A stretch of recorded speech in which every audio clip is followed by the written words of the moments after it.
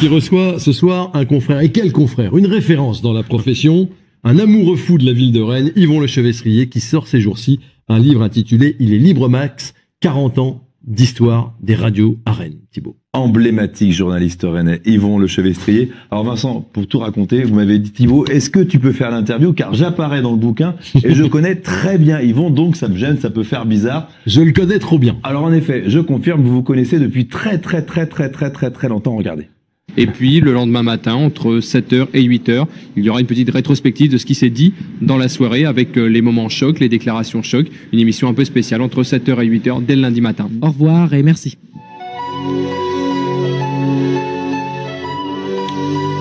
Ouais. Vous avez reconnu la moustache de Yvon Lechevestrier, les cheveux de Vincent Simoneau. C'est pas ma voix en tout cas. Mais si, c'est non, c'est pas ma voix, c'est truqué. Voilà donc ce livre vraiment génial au format vinyle qui retrace 40 ans de radio libre et radio pirate aussi à Rennes. En 1981, petit rappel Yvon, quand on voulait écouter la radio en France, on avait le choix entre quoi et quoi? Entre 4 radios, on va dire France Inter, RTL, Europe 1 et un peu Sud Radio, voire RMC en Bretagne, mais c'était quand même essentiellement France Inter, Europe 1 et RTL. Pas de FM. Mais après l'élection de Mitterrand en 81, les radios pirates et les radios libres se multiplient. Et vous racontez très bien dans votre livre, Yvon, à Rennes aussi, tout le monde a envie de faire de la radio. Bah ouais, tous ces jeunes, en tous les cas, quand ils faisaient pas de musique, ils avaient envie de faire de la radio, quoi. En même temps, il y avait des groupes de rock qui naissaient dans tous les coins de Rennes. Et puis, des jeunes gens dits modernes créaient des radios locales, des radios pirates, venaient avec un paquet de disques, souvent dans une radio qui ouvrait l'antenne, et ils passaient leurs disques. Ouais. Radio Vilaine, Radio Cogas, Radio Rennes.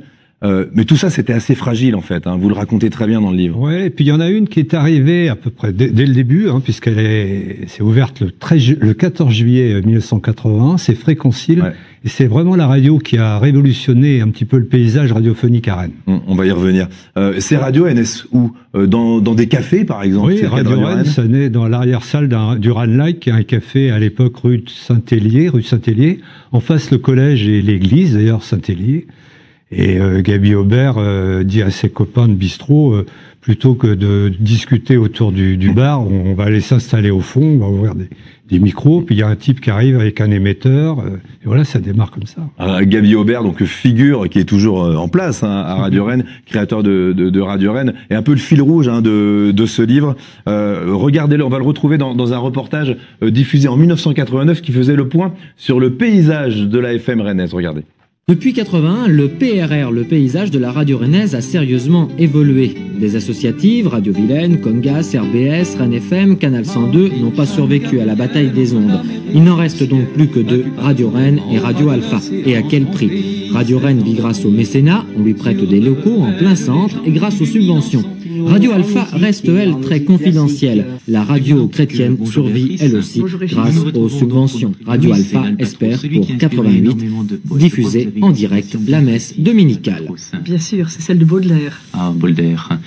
Petit jeu de mots. Radio Alpha et Radio Rennes sont toujours là, d'ailleurs. Alors en effet, vous parlez beaucoup de Fréquencile, devenu It West il y a quelques années, enfin, en début des années 2000, devenu donc une radio locale privée, puis It West. Pourquoi, en fait? Fréquencile, c'est vraiment la symbolique de radio associative à radio privée? Ah oui, parce que quand Pierre Giboire, le créateur de Fréquencile, lance sa radio, il est étudiant à Rennes, et il dit à des potes de fac, ouais, vous avez pas un peu d'argent à mettre, on les met ensemble, et puis on va aller acheter un émetteur en Italie. Ils reviennent avec l'émetteur et ils se lancent. Alors au début, ils s'installent vers la rue de Brest, je crois, un immeuble, le Belvédère, que Vincent a dû bien connaître un peu après. Et ils commencent comme ça. Et avant le 14 juillet, ils sont sans arrêt poursuivis parce que dès qu'ils commencent à émettre, TDF arrive, quand c'est pas les CRS, et, voilà, ils coupent. Ils ont même eu leur émetteur saisi, Fréquencile à un moment.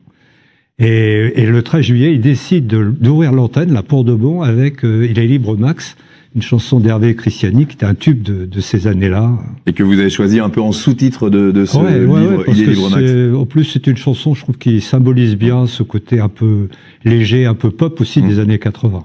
Vincent Simoneau, vous faites partie de toute cette vague de journalistes, une génération de journalistes rennais qui a été formé dans ces radios locales privées. Oui. Stéphane Beignet aussi, Oui. Franck Delaunay que l'on a entendu, Yvon Le Chevrestrier un petit peu aussi. Enfin, Bernadette Kessler. Bernadette Kessler. Oui, on a tous débuté parce que l'antenne était ouverte, que pour peu qu'on puisse venir avec des disques, ce qui était mon cas, on était le bienvenu, puisqu'il n'y avait pas assez de disques dans les radios au tout début, et surtout ça nous a permis tous d'apprivoiser le micro, de prendre confiance en nous peut-être, de nous intéresser à l'info, à autre chose peut-être que la musique, et on est tous restés en place, oui. à Rennes.